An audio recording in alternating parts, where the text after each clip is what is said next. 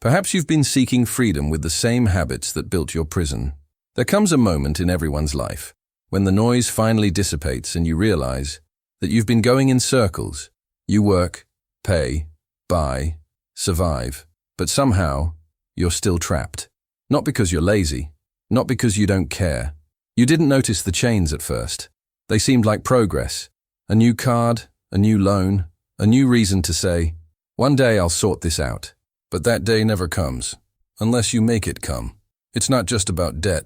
It's about the invisible pattern that silently shapes your choices, your emotions, and your future. And today, you will see it. Because once you see it, there's no ignoring it. The invisible trap. The debt trap doesn't begin with a number. It all starts with a feeling. The feeling that what you have isn't enough, that you need a little more comfort, more control, more proof that everything is okay. So you buy things to feel secure. You work harder to feel deserving. You spend money to silence the fear, and the cycle seems productive. You tell yourself you're improving, but deep down, you know something is wrong. You're earning more, but saving less. You're smarter, but somehow repeating the same mistakes. Because you're not dealing with the debt.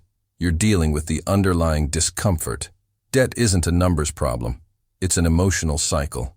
It's what happens when we keep trying to buy relief instead of building resilience. The hidden habit. Everyone talks about the habits of the rich, saving, investing, discipline. But nobody talks about the hidden habit of the free. It's not about how they earn or spend. It's about how they pause. That moment between impulse and action, that's where transformation begins.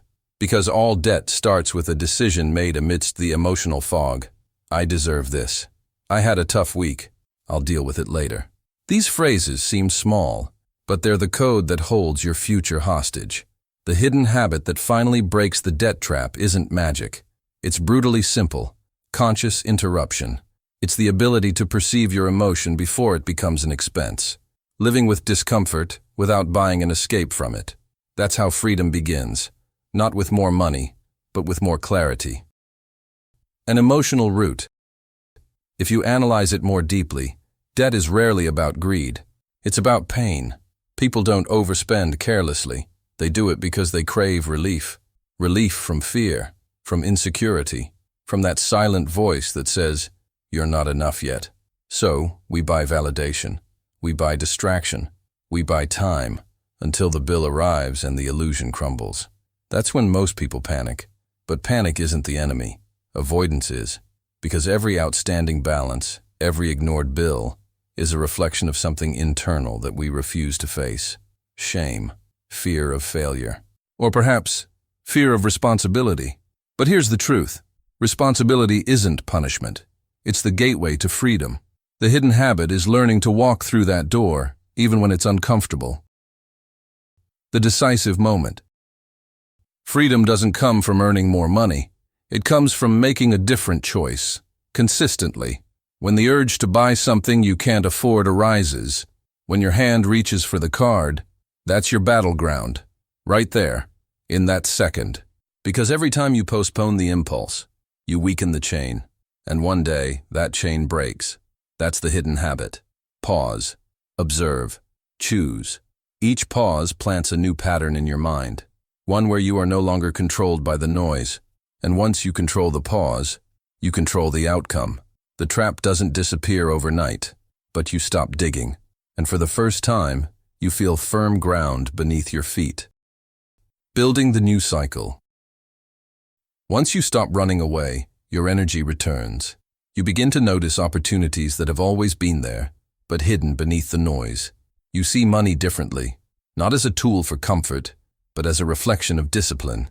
You no longer ask yourself, "Can I afford this?" You ask yourself, "Is this aligned with who I am becoming?" That's where the change happens, from consumer to creator. Because wealth isn't built by chance. It's built with awareness. Every person who has become truly free has had to face this. You cannot build abundance based on avoidance. Once you repair that, once you learn to stay conscious when life gets loud, money stops controlling you. It starts following you. Because you've become someone who can be trusted with it.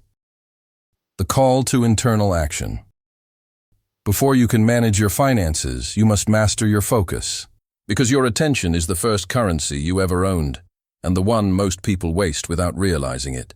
When you spend attention on fear, doubt, or comparison, you drain the very power that could set you free. So starting today, pay attention on purpose. Notice when your thoughts drift toward lack. Catch yourself when you justify an expense that numbs instead of nourishes. And most of all, forgive yourself for the past. Guilt keeps you stuck. Awareness moves you forward. You don't have to fix everything overnight. You just need to make the next conscious choice.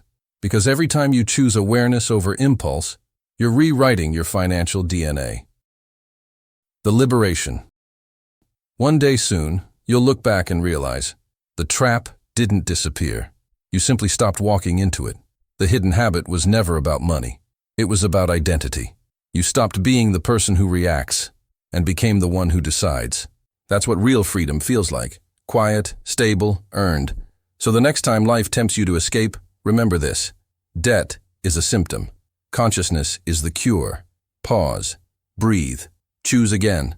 Because every pause is proof that you've already started breaking free. Build your legacy. Break your limits. Subscribe to the channel and don't miss episode 5 of the Financial Transformation Map series. Watch the previous videos by accessing the playlist link in this video's description.